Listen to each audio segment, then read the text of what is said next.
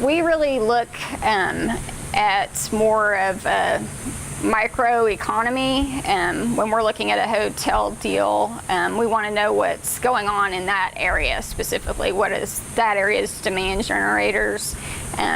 We deal in a lot of small markets, so that's more important to us than the overall economy. Valuations, I would say, are the most important. We've certainly seen a run-up over the last couple of years of valuations and compression of cap rates. So I would say that's the most important, obviously market specific.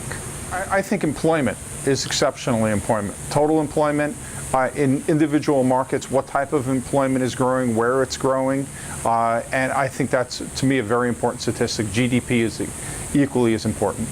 I would say that GDP is an important indicator that we need to continue to watch. Interest rates and their volatility are going to be key, in particular with the upcoming election. However, I think largely any fluctuations in interest rates are already baked in, or at least from an underwriting perspective, it's something that we already bake in our underwriting. I typically think that the unemployment rate is very important. When the economy is strong, unemployment is generally low, and that means that most things in the economy are working. And when unemployment gets to be high, then generally the demand goes down for all types of real estate, including hotels.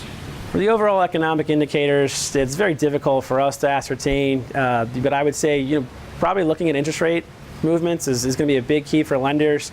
I think a lot of lenders are going to react to how prime moves and how that's going to impact the flow of capital. Otherwise, I'd say in the global sense, GDP is always an indicator that we like to watch as well for the overall health of the economy. Well, the metric which we've been watching is known as LEI, acronym for Leading Economic Indicator, and going back 20 years, according to the economists, the LEI basically turns negative approximately 4 to 5 quarters before you hit a downturn, and hotel RevPAR begins declining. So it's a good leading indicator of an expected downturn in the hotel sector. We look at a variety of indicators, obviously the basic ones like GDP.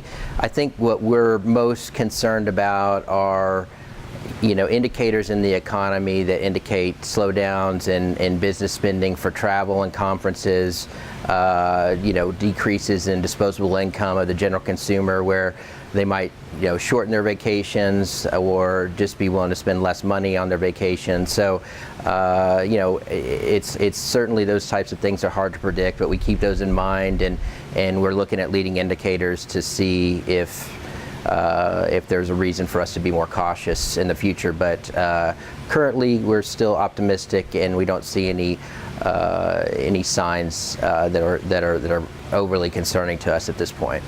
The aggregate employment number and the job growth. Jobs create demand for personal and also for business.